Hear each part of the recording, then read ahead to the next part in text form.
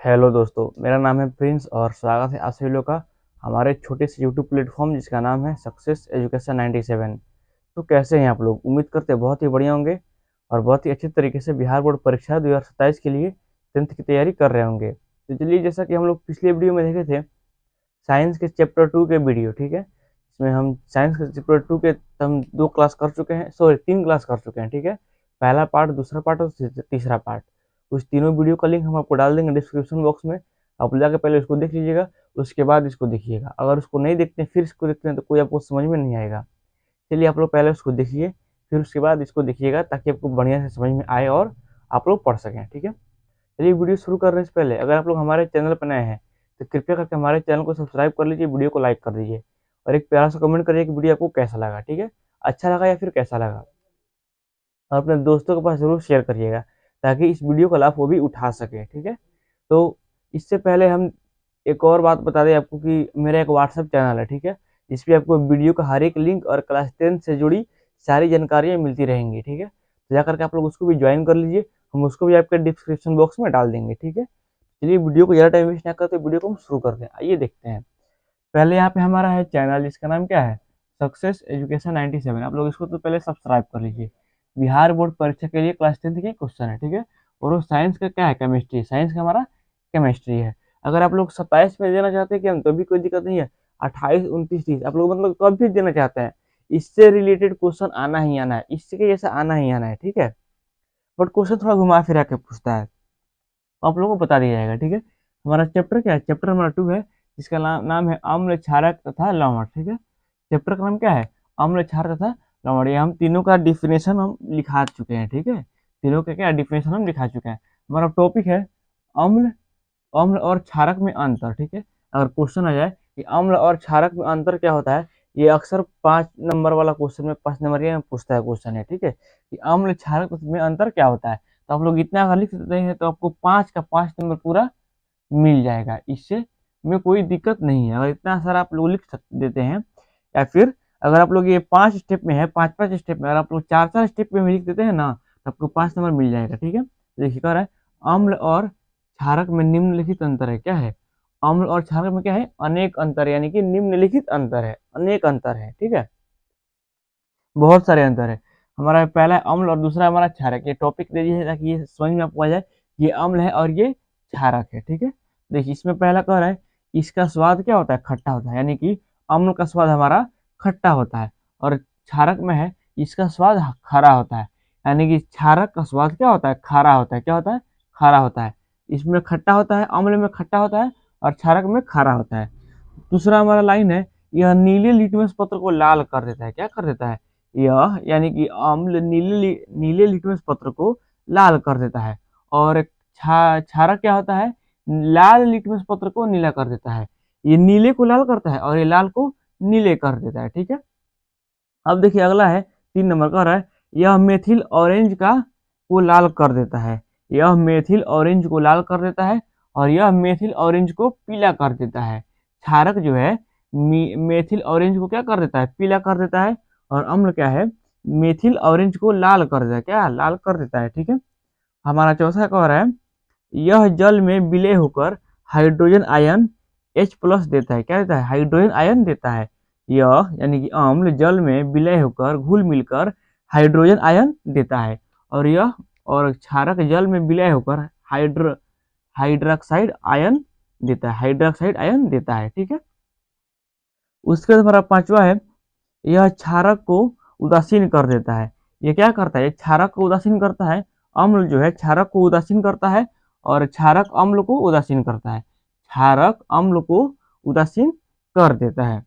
उसके बाद हमारा है 5वां नंबर, इसकी सॉरी 6ठा नंबर, इसका पीएच मान 7 से कम होता है और इसका पीएच मान 7 से अधिक होता है। यानी कि अम्ल का पीएच मान 7 से क्या होता है, कम होता है, और क्षारक का पीएच मान 7 से अधिक यानी कि ज्यादा होता है। आप लोग इतना समझ लीजिए। आप लोग अगर इसको पूरा कर लेते हैं तो आपको 5 नंबर मिलने का चांस नहीं रहेगा ही रहेगा। अगर सब्जेक्टिव में 5 नंबर यहाँ पूछते हैं तो 5 नंबर, और इससे रिलेटेड ऑब्जेक्टिव में भी आता है, कम से कम 3 नंबर का आता ही आता है। ऑब्जेक्टिव में भी इसमें 3 नंबर का आता ही आता है।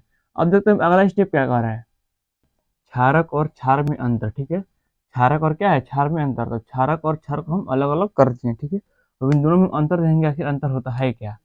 तो यहाँ देखा रहा है, सभी क्षार जल में विलय नहीं होते हैं, ठीक है। सभी क्षार यहाँ पे ये अलग है और ये अलग है। सभी क्षार जल में विलय नहीं होते हैं तथा सभी क्षारक क्षार नहीं होते। सभी क्षारक क्षार नहीं होते हैं तथा सभी क्षार जल में विलय नहीं होते हैं। ये हमारा क्षारक में बता रहा है। अब क्षार में क्या बता रहा है, देखिए, सभी क्षार जल में विलय होते हैं। जो जल में विलय होते हैं क्षार, जो जल में विलय नहीं होते हैं क्षारक, ठीक है। जो जल में विलय होते हैं क्षार, जो जल में विलय नहीं होते हैं क्षारक, ठीक है।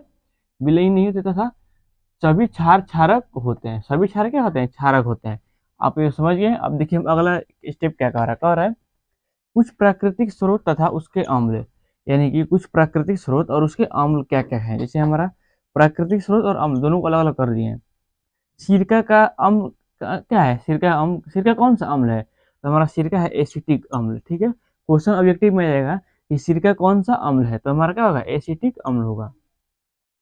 सर हमारा संतरा, संतरा जो ऑरेंज हम लोग खाते हैं, वो संतरा कौन सा अम्ल है, तो साइट्रिक अम्ल है। कौन सा अम्ल है, संतरा हमारा साइट्रिक अम्ल है। उसके बाद नींबू, नींबू कौन सा अम्ल है, नींबू भी हमारा साइट्रिक अम्ल है। उसके बाद इमली, इमली कौन सा अम्ल है, इमली हमारा है टार्कटिक अम्ल है। क्या है, टार्टरिक अम्ल है। कौन सा अम्ल है, इमली टार्टरिक अम्ल है हमारा इमली। उसके बाद हमारा है टमाटर, ठीक है। टमाटर कौन सा अम्ल है, टमाटर हमारा है ऑक्जैलिक अम्ल है। कौन सा अम्ल है, ऑक्जैलिक, ऑक्जैलिक अम्ल है हमारा, ठीक है। उसके बाद हमारा है अमरूद, अमरूद भी हमारा ऑक्जैलिक अम्ल ही हमारा अमरूद भी है। उसके बाद हमारा, ये हमारा 6 हो गया। अब देखते हैं 7 नंबर क्या कर रहा है। 7 नंबर हमारा है सेव। सेव कौन सा हमारा अम्ल है, मौलिक अम्ल है। कौन सा अम्ल है, सेव हमारा मौलिक अम्ल है। मक्खन हमारा ब्यूटेरिक, ब्यूटेरिक अम्ल है। कौन सा अम्ल है, मक्खन हमारा ब्यूटेरिक अम्ल है। वसा, वसा हमारा कौन सा अम्ल है, स्टीयरिक अम्ल है। कौन सा अम्ल है, स्टीयरिक अम्ल है। उसके बाद हमारा चाय जो हम लोग पीते हैं, ये हमारा टैनिक अम्ल है। कौन सा अम्ल है, टैनिक अम्ल। उसके बाद हमारा है खट्टा दूध यानी कि दही, खट्टा दूध भी आप बोल सकते हैं और केवल दही भी बोल सकते हैं। ये हमारा है कौन सा, लैक्टिक अम्ल। कौन सा अम्ल है, लैक्टिक अम्ल है, लैक्टिक अम्ल। उसके बाद हमारा है चींटी का डंक, ये हमारा मैथेनोइक अम्ल है। चींटी का डंक हमारा मैथेनोइक अम्ल है। नेंटल का डंक, नेंटल का डंक भी हमारा मैथेनोइक अम्ल ही है। मधुमक्खी का डंक भी हमारा मैथेनोइक अम्ल है। उसके बाद हमारा है प्याज, प्याज में कौन सा अम्ल पाया जाता है, ऐसे कॉर्बिक अम्ल, ऐसे कॉर्बिक अम्ल पाया जाता है। उसके बाद हमारा है आंवला, आंवला कौन सा अम्ल है, ऐसे कॉर्बिक अम्ल हमारा आंवला भी है, ठीक है। तो आप लोग ये और ये पूरा अम्ल समझ गए, और ये अम्ल क्षारक, सॉरी क्षारक और क्षार में अंतर समझ गए, और अम्ल क्षार में भी आप लोग अंतर समझ गए। आप लोग इसको नोट कर लीजिए। इसमें से आपको कम से कम, इस वीडियो से आपको कम से कम 4 या 5 नंबर आपको मिलना ही मिलना है, कैसे भी करके, ऑब्जेक्टिव और सब्जेक्टिव मिला करके। क्षारक और क्षार में अंतर ये हमारा 2 नंबरिया में पूछता है, ठीक है। और इसमें से आपको 1 नंबरिया में ऑब्जेक्टिव में आपको पूछेगा। आप लोग इसको बढ़िया से नोट कर लीजिए और बढ़िया से इसको पढ़िए। और ये वीडियो आपको कैसा लगा, आई होप वीडियो आपको बहुत पसंद आया होगा। तो वीडियो को लाइक करिएगा, वीडियो पे कमेंट करिएगा वीडियो आपको कैसा लगा। ये हमारा पार्ट 4 है। ये हमारा कौन सा है, ये हमारा पार्ट 4 है। और इसके अगले वीडियो में हम पार्ट 5 में हम ट्राई करेंगे इस चैप्टर को ही खत्म करने का, ठीक है। पार्ट 5 में हम कोशिश करेंगे इस चैप्टर को हम लोग कंप्लीट ही कर दें। इसीलिए आप लोग वीडियो में, आप लोग इतना तक देखें, आपको बहुत बहुत धन्यवाद। आपको मेरे वीडियो को पूरा देखें। और चलिए आज के लिए सिर्फ इतना ही, मिलते हैं नेक्स्ट वीडियो में। और नेक्स्ट वीडियो में जाने से पहले आप लोग उस तीनों वीडियो को जरूर देख लीजिएगा। मेरे व्हाट्सएप चैनल को भी सब्सक्राइब कर लीजिएगा, ठीक है। और इस चैनल को भी सब्सक्राइब कर लीजिएगा, ठीक है। मिलते हैं नेक्स्ट वीडियो में, तो चलिए बाय, टाटा, जय हिंद।